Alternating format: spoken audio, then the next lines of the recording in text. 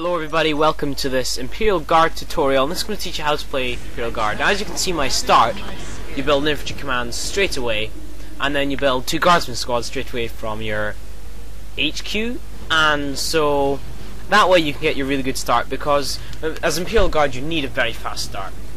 And you can get multiple Imperial Guard squads off at this rate, and that way you can have an early game advantage.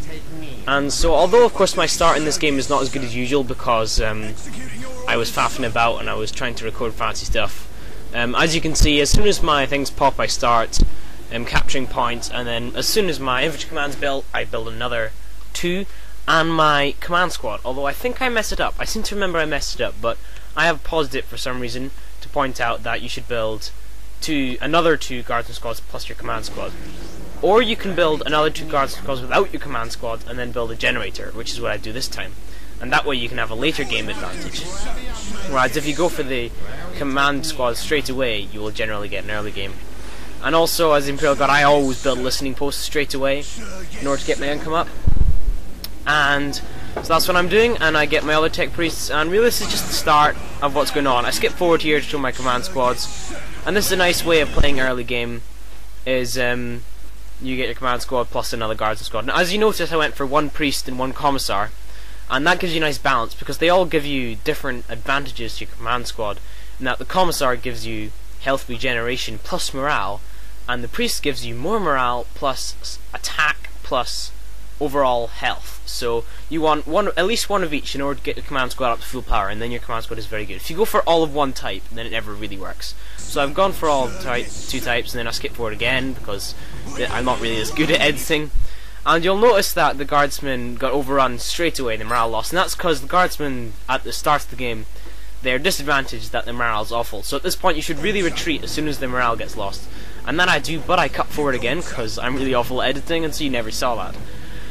And so as you can see at this point my listening post can detect invisible units, and so I can see the rangers, and I have my grenade launchers, and grenade launchers are a really fundamental part of Dark Crusade Imperial Guard because they're overpowered and you always want your grenade launchers. So you build your grenade launchers and you can see it knocks them down, and that way they can't fire at you while you fire at them. So it basically makes your units temporarily invincible because they can't be fired back at. And here's all the different researches. In the top level on the left you've got morale, never get that if you've got a commissar, and I'll show you why later. And then the top right you've got your command squad, and that increases the size of your command squad, which is very good. And the one I just got then was a really important one because it gives you increased range of your rifles of your Imperial Guardsmen, and that is really important because that way you can beat them in range. In Dark Crusade, a lot of the time the person with the most range wins. As you can notice, I got that, what would you call that, that power from the HQ, and that way I can see the Elders' invisible buildings. That's a useful thing. You should always know how to do that as Imperial Guard. I only learned a wee while ago. And then you can knock them down with the grenade launchers because they have long range and you can't fire back at you. And as you can see, that's what I'm doing. And grenade launchers are effective against everything really, and they're destroying that building reasonably fast, seeing as they're very cheap units. The Imperial Guardsmen. As you can see, you can also shoot at the ground with them. And so although I can't see the building, I now know where it is and I can still do it. As you can see, I've got the increased range for my guardsmen, so they can fire while not being fired back at, and that way eventually I should blow up that structure. Although for some reason I moved the guardsmen further forward, and that way they start firing at me. So that was not a very good way of playing, but if you can always fire while not being fired back, that's a useful thing to do. And you should always try to do that as Imperial Guard. Now as you saw there, it was doing really well against that building, and they can outrange most things, and as you can see I destroyed that structure, and that was the structure that was making the other ones invisible, so now that I can see the other ones I can destroy it without having to, and there you go, that's the listening post destroyed. And I can basically, as you can see my grenade launchers are in range, I can destroy his buildings from outside his map, and as you can also see just for a second there, my turrets were doing the same because they have good range, and the Imperial Guard turrets are very good. At this point I pause it again to point out a Chimera. That's what I'm about to build. Chimera is the Imperial Guard basic transport, and it's pretty good. It's got a gun on it, which is quite useful, and then I went for a hellhound depot. You have to build depots or depots, however you call it, as Imperial Guard on your buildings, and that allows you to build the thing. And I skip forward. A Sentinel. This is a Sentinel. The great thing about it is it's very cheap. I didn't really get to show you it there, but it's very cheap and it's effective against infantry, and you can get lots and lots of them. And that's what you do with them, and they're very good that way. And a second ago I went for sentinels, but I didn't mention it at the time, so you'll never know what I'm talking about. And as you can see, I've got enough grenade launchers in my squads now to knock my enemies about, and then they're working really well now. And so I've got the unit suppressed, which is kind of what I try to do when I play. It doesn't always work, but when it does work, it gives you good advantage. And there was a heavy weapon squad getting set up, and there is a research. I have to talk really fast. That is really important because that doubles the damage of your grenade launchers, and also the KASKRIN's plasma rifles, which I'll mention later. But that really does make the grenade launchers overpowered, because once you've got that, you can destroy vehicles with it. You can destroy anything with it. And here you will notice the Sentinel and the Hellhound. The Hellhound is the one that's firing flame. The Hellhound is very good because it's hard to kill, and it does area damage, which is extremely good because it's probably damaging both buildings at once. And is very effective against buildings and infantry, and pretty effective against heavy infantry too. So you should always try and get them. They're always useful. And as you can see, I'm just kind of milling about, and the Hellhound is doing a lot of damage against the buildings because it's good at that. And then it really destroyed that. And the Hellhound is really good overall. And there's a Sentinel. That's like an anti-vehicle. In fact, I think for its price, it is one of the best units against vehicles. So if you think that your enemy is going to get vehicles, then get sentinels, and you will win, because sentinels are so good. The only trouble with them is that they can die quite easily, but they can uncapture points. As you can see, I'm teching up on the HQ. That's how the tech tree works in Imperial Guard. You tech up in the HQ, and as you can see, I am getting a last gun for my heavy weapons team. Usually, actually, don't bother upgrading heavy weapons team. I've learnt since this recording not to bother doing that, but in this occasion I do. And there's two different ones. The one on the left is a last cannon, good against vehicles. The one on the right is an autocannon, and it's basically good against everything, but the one on the left you can get earlier on, so I get that at that point. As you can see, I've got my command squad. I think I pulled back because I don't want to kill the Elder just yet, so that I can show you a couple more points. And at this point I'm just moving my units around, and I've got a psyker there. That was the unit on the right in my command squad. The psyker detects infiltrated units, and he can cast spells. And he's a support unit. You should always want at least one in a later game, because if he's got infiltrated units, and the Elder always does, then you should get them. As you can see, I'm getting commissars. I'll explain why later. They you attach them onto your guardsmen squads, and they give them upgrades. And another good reason sometimes is to upgrade your heavy weapons team, even though you usually shouldn't, is that they've got increased range. And so in this point, my last cannon upgraded heavy weapons team can destroy his base from outside. It's got incredible range and it's very good. So there you go. And here is a Basilisk. This is an incredibly good unit. It's an artillery tank, and it's got one of the best ranges in the game. I'm not sure if it does or not, because I don't know all the units in the game, but it has got an incredibly good range, and it's got an incredibly good power, which I'll show you later. That's another. I was researching my economy. I tried to do both, and I failed to do either. And you should always do that as Imperial Guard. Your economy is really good.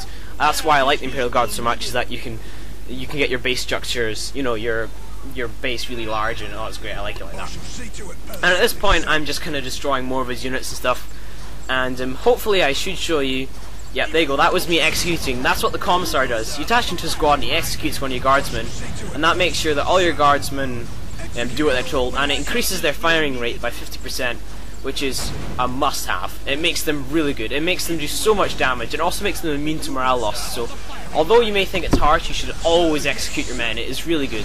And your men only cost 20 per thing, so it doesn't cost very much as well. And so, as you know, at this point I'm doing a mistake because I'm recording, when you should always keep your guardsmen in range, because when they're in close combat they're not very good.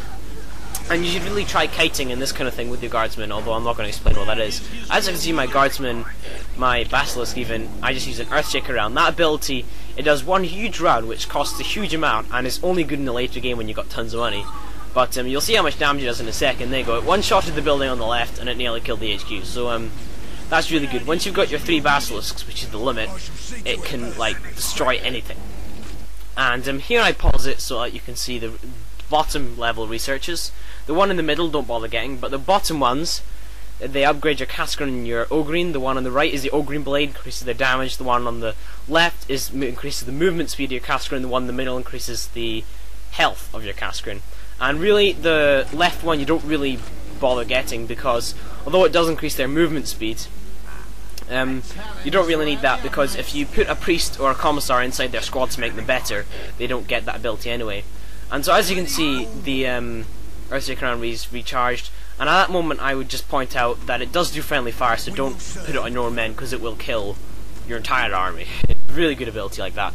And I've won plenty of games by cheating, by just bombing his base with Earthshaker rounds, like a one-shot on them. And then, as you notice, my population is full, so I can't get my Ogryns, but I'll show you them later.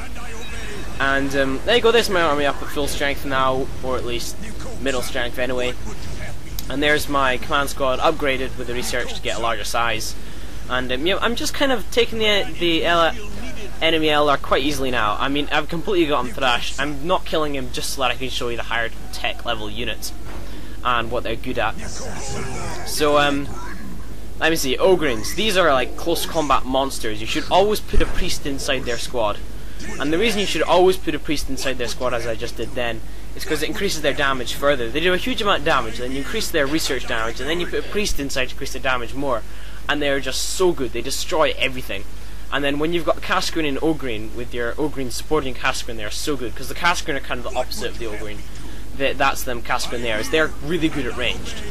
And they destroy everything in range. And they've got a frags, which I just used there, and it destroys buildings and vehicles semi-well. And I should have moved them there, because they're inside a Psychic Storm, which is an elder ability, but I didn't bother for some reason.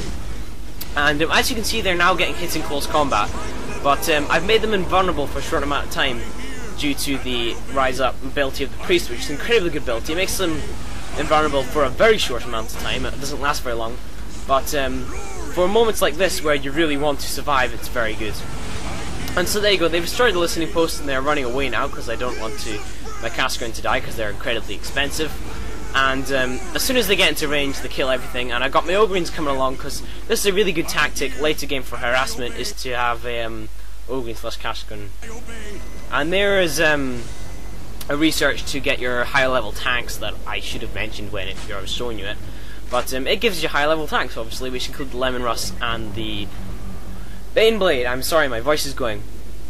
And so to increase your population, you have to build more infantry commands and mechanized commands, which I just did there. And so that's how the tech tree works there, is that you need to build more buildings in order to get a greater population, which is why when you see Imperial Guard bases, they're usually quite large. At this point I show you the Ogryns off to show how good they are and how much they attack they do.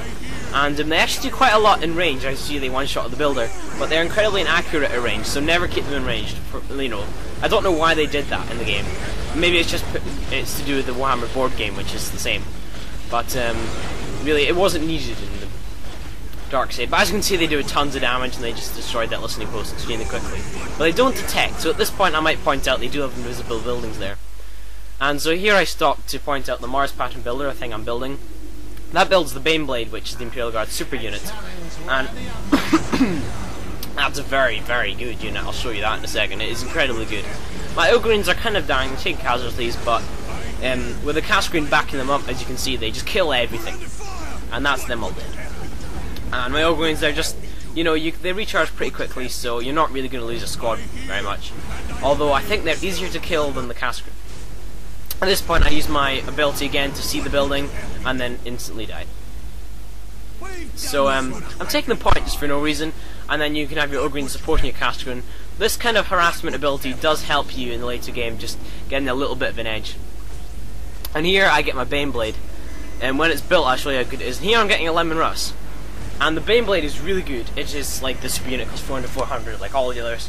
And I think it's the best super unit. And the Lemon Rust is just a higher level tank, which I think is also one of the best higher level tanks. I'm destroying my vehicles so that I can actually get my Lemon Rust population, because they take up a huge amount of population. And they're really good. You know, basically the point of them is they just don't die. They take tons of damage and they do quite a bit of attack. And once you've got your 2 Lemon Rust, which is the limit, and your Bane Blade as well, they just do a lot of damage and they destroy everything, and it's really impossible to kill them unless you have lots of sentinels, which is kind of their weakness, because sentinels are very good against vehicles, as I said earlier. And so here's my Lemon Rust tank, and I think I'll just show you what it's like. It's extremely good, and I'm just holding the Elder off here, but I had to kill them both because, you know, I didn't want them to destroy the Elder all on their own. And so here's my 3rd Basilisk. I now have all 3, although I think I'll have to kill them in order to get my... No, I don't bother, because I don't bother getting 2 lemon russes, although I buy it, I never actually build it. Because, just to point out that the limit is 2, and once you've got 2 they're very good. And here you notice the missile turrets of the Imperial Guard, they have greater range, which is why I built them there to show you that they can attack the enemy base. But, I had to destroy them again in order not to kill Elder. Here's the Bane Blade. As you can see, the assassin in the foreground, but the Bane Blade is very good. I didn't get to show off the assassin in this video, I will later. The Bane Blade, it does huge amounts of damage, it has a huge amount of range, a huge amount of health, and really the only way to kill it is with lots and lots and lots of sentinels and other vehicle killing things, or get it in close range, because its weapons have a minimum range. Which is basically the Bane Blade's weakness. But even so, it will kill most things before they get into that minimum range. So, really, if you've got 2 lemon russes backing it up, there's really no way to kill it. And here I'm using an earth shaker round, just to show you how good it is in combat if you've got your enemy units locked down. Although sadly, I don't think you get to see that because I am awful at recording. And here's the Bane Blade. It got stuck for some reason. And yeah, like I said, you didn't get to see it. And here's the lemon russ. It's got 3 machine guns and 1 big battle cannon and 1 last cannon, and they basically destroy everything. It's not extremely good against anything, but it is good against everything. Like it doesn't have a special unit that you should attack it with, but it really does kill everything. And once you've got 2 of them plus your Bane Blade, it does enough damage that it's extremely effective. It's really used in order to kind of hold your army together because it just doesn't die. And there's my Bane Blade with its incredible range and its guns. There's 11 of them, and it doesn't detect, but obviously, as you can see, it does a huge amount of damage. Its main big cannon, which fired there and sets up the fire, is actually not so good against buildings as its last cannons on the side. It is more for disrupting infantry, but obviously it does so much damage it destroys the building even so quite quickly. Standing by. Hello everybody, I just recorded this tiny little clip to show off the assassin because I did realise after recording that other battle that I forgot to show off the assassin. And so this here is the Imperial Guard assassin, if I can get the right camera angle. And he's really one of the essential units. I mean, I didn't show off all the units, but I really do need to show off the assassin because he's really rather useful. And as you can see, he can basically one-shot all HQ units, although you do have to have him at a good range. And I would show you, but sadly I don't think I'm going to get the chance to because my defenses are a bit too good here. If I could find, there we go. He can probably one-shot this, but sadly his scope ran out. This is his ability, his assassination scope. And you know, it doubles the damage, and it doubles his sight, and it doubles his range. And it doubles everything to do with this gun. And everything he shoots loses its morale, and that's what's really good about him. But he's only really at his best against heavy infantry and HQ units, as I'll soon point out. And so here we go. It's repowered, and I'll be able to show you defeat the big mech if I can find him. Can you see the big mech? Here's one here. You should probably one-shot him. And there you go. It didn't quite one-shot, but most HQ units it will.